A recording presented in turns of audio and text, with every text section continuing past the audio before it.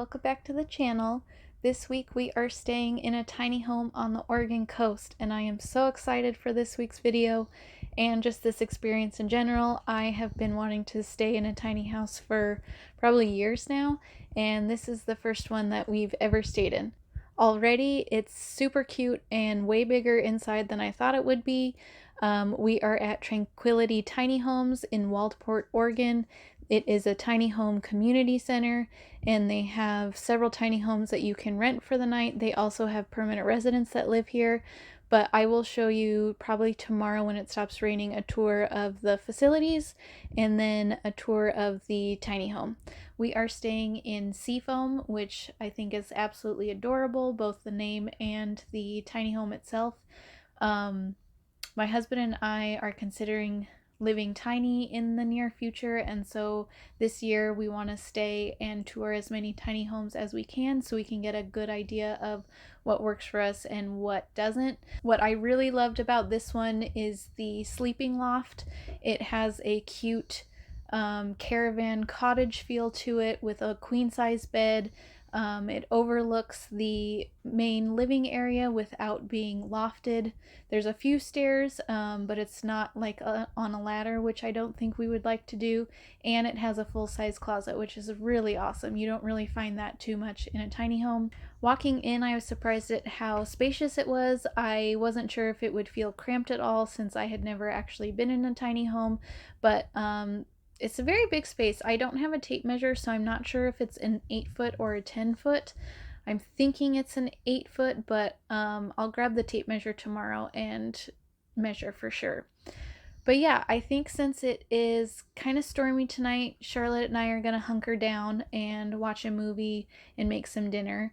Oz had to work, unfortunately, today and tomorrow morning, so he's going to join us tomorrow once he's off, and so we will spend one night together, but tonight it's just Charlotte and I. But I better let you go because she is begging me for treats and she won't stop until I give her something. So have a good night, and I will see you guys in the morning.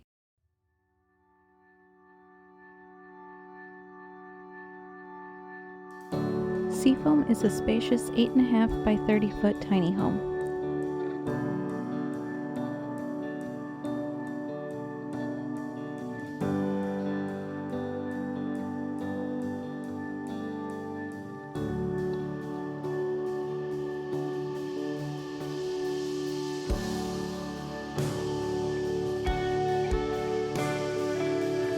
The front door opens up into a bright, airy kitchen complete with a sink, 3-burner stove, microwave, apartment-sized fridge, and plenty of storage for pantry items and cooking supplies.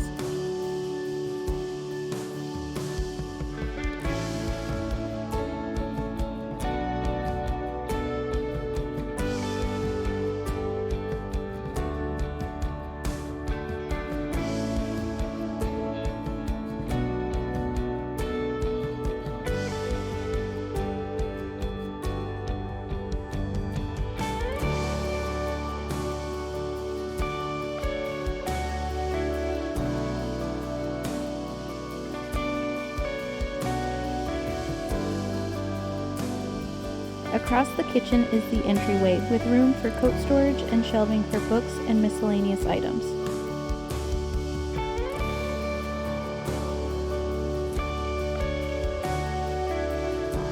Next to the kitchen is a full bathroom with a shower stall, small sink and vanity area, and toilet. There is also plenty of storage for towels and other toiletries.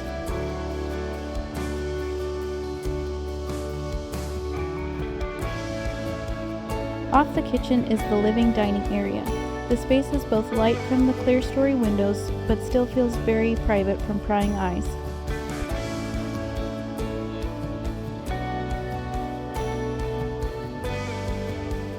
There's plenty of room in the living area to spread out for different activities. There's also a great cozy reading nook below the bedroom.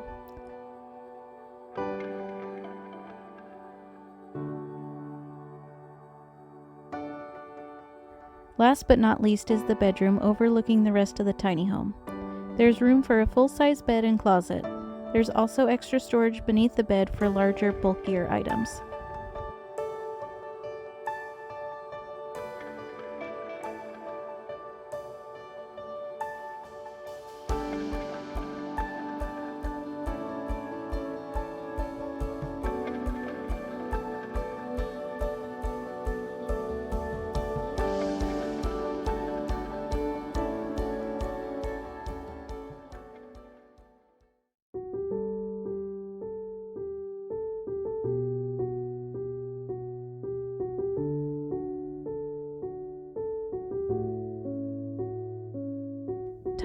Tranquility is a tiny house and vintage RV park located along the Oregon coast, just outside of Waldport.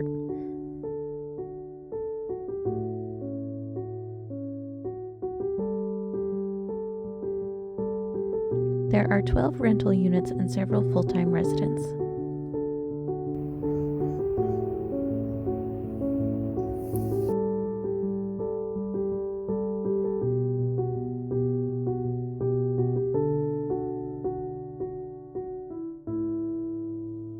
They have a gated dog park for your furry companions.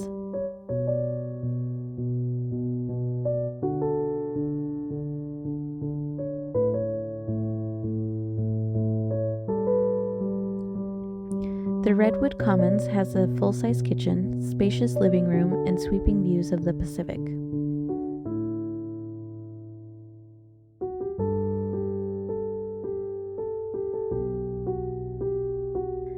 The Douglas Fir Lodge consists of a living space with fire stove, a work eating bench, pool and ping pong tables, library, theater room, washer and dryer, and a play area for kids. There is also a patio area with barbecues and fire pits.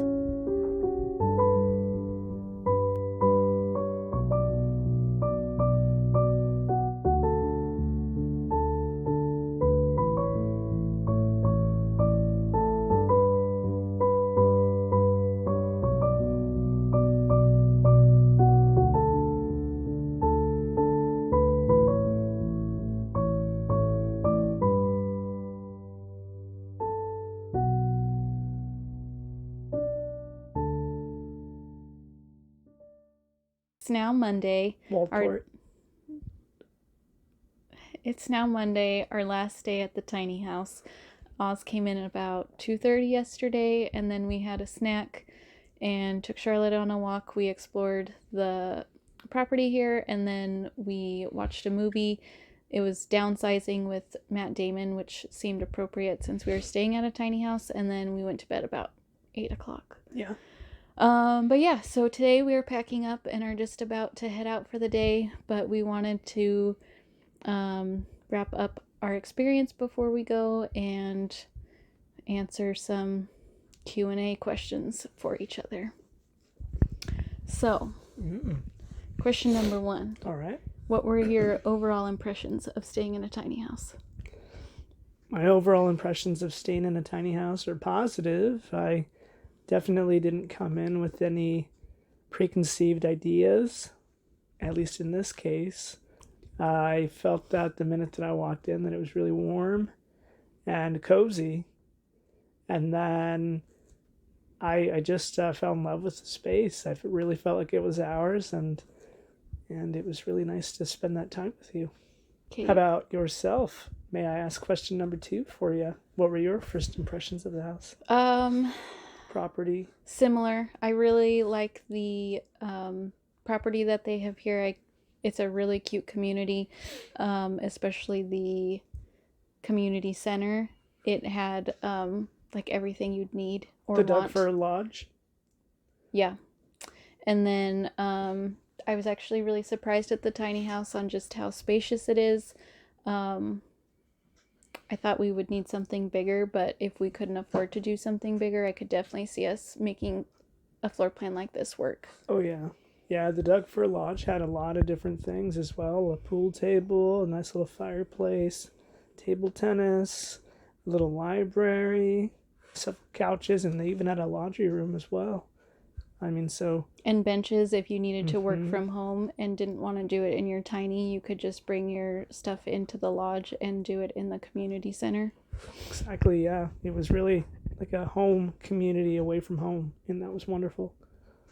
How do you feel after your first night in the tiny? How did you sleep? Oh boy, I was up and down the stairs. I'm not sure if it was the raindrops that kept me up last night. You know, tiny houses are incredible, but I felt like I felt every single shift in the house, and that was new to me, and that was okay. But yeah, I probably went to the bathroom 10 times throughout the night, and I certainly didn't mean to wake you up if I did, which I know I did each time. But yeah, I mean, nothing, that wasn't negative. It was just a new experience, and had an open mind to it. And I'm not sure how you felt about it, but that mini split that they have was really nice. It was nice to have that motor. I like white noise.